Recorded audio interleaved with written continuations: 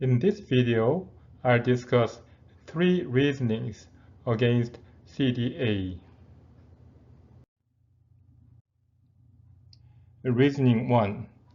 A diagonal argument depends on E sub 0, which is B sub 1, B sub 2, which is defined after completing the list E sub I. However, E sub I has to continue because I is infinite. Thus, E sub 0 is like proposing a larger number after the largest number is presented. There is no largest natural number n. Given any candidate n as the largest natural number, we can always contrive a larger natural number like n plus 1. If the listing is completed with the last E sub n, then the list E sub I is not infinite by definition. Assuming listing all elements with the last element is like the largest natural number, thus diagonal argument violates the very concept of infinity.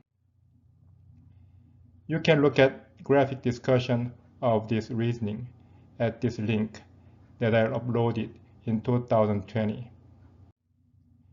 In his paper titled On Some Difficulties in the Theory of Transfinite Numbers and Order Types in 1907, Russell discussed this problem known as Russell's paradox, but more popularly known as barber paradox.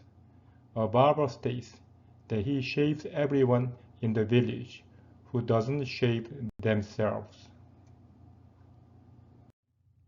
The question is, does a barber shave himself? And we know this is a logical puzzle that illustrates a statement that seems plausible at first but is logically impossible, and is an example of impossible situation where something is both a member of a set and not a member of that same set.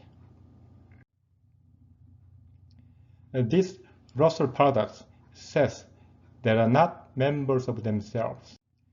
It is a result of contemplation. What is left out in the 1-to-1 correspondence, which is E sub 0 and B in Cantor's diagonalization proof, and suggested that there was something fundamentally wrong with Cantor's definition of a set. He stated, the difficulty of inconsistent aggregates arises from the presence of a perfectly definite norm combined with the demonstrable absence of a corresponding aggregate, which is, there is a clear definition, but there is no actual set which matches that definition.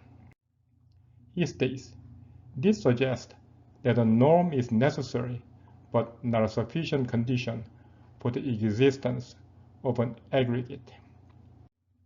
And therefore, E sub 0 or the set B does not exist or logically inconsistent. We cannot build a theory based on what is logically inconsistent.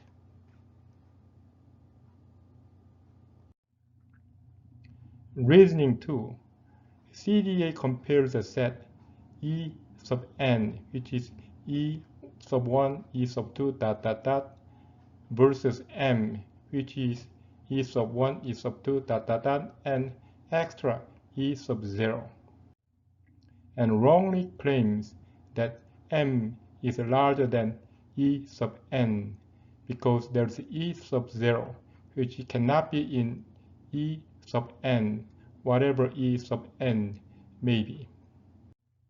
However, M and E sub n have the same cardinality by the following. Let E sub n prime and M prime be a set of subscripts of elements in E sub n and M respectively. Then E sub n prime is 1 to 3 dot dot dot versus m prime is 1 to 3 dot dot dot and 0. E sub n prime and m prime should have the same cardinality as E sub n and m respectively, from which they are derived. M prime, which is 1 to 3 dot dot dot 0, can be converted into m prime 0 1 to 3 dot dot dot. There are two differently defined natural numbers, n prime and n, depending on whether it includes 0 or not.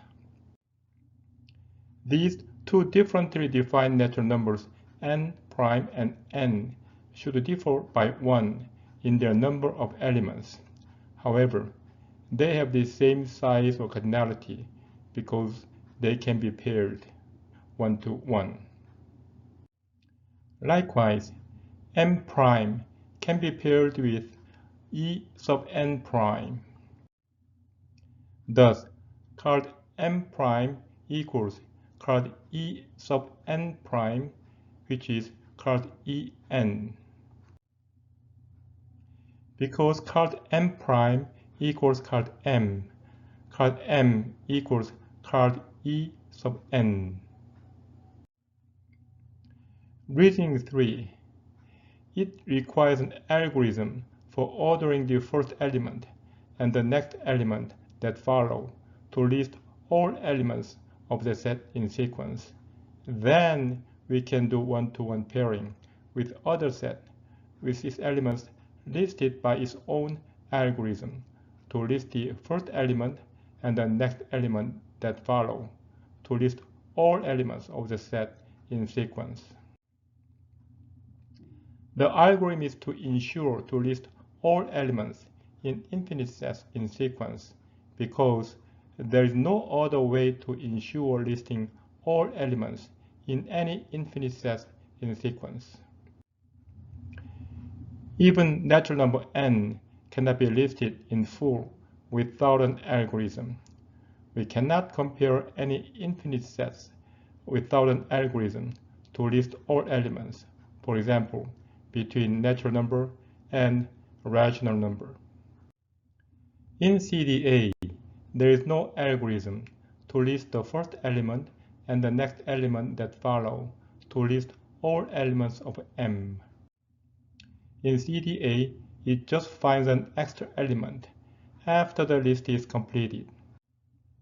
However, preconditions of one-to-one pairing was that the elements in both sets should be listed by an ordering algorithm, and then one-to-one pairing can be performed. Comparing the cardinality between the sets by one-to-one pairing can be done between the ordered elements by the algorithm if the sets are of infinite elements. Therefore, CDA is different from one-to-one correspondence. What CDA contains is that the set M is more than what can be numbered without actually listing the elements in M in an ordered way so that it can be numbered. It is true that real number R cannot be listed in an ordered way. It has been argued that M cannot be listed in an ordered way because R cannot be listed in an ordered way. However, M is not equal to R and can be listed in an ordered way that will be discussed in video 11F. However, Cantor trumped the precondition of one-to-one correspondence and claimed that CDA proved 2 to the power Aleph null is larger than Aleph null, probably because it agreed with the expected result. However, this expected result is based on the false assumption that C equals 2 to the power of Aleph null. Because C is larger than 2 to the power of Aleph null, 2 to the power of Aleph null does not have to be larger than Aleph null. Thus, he probably was deluded by a false assumption and was led to the wrong conclusion by CDA. Please send critical comments to this address. Thank you very much.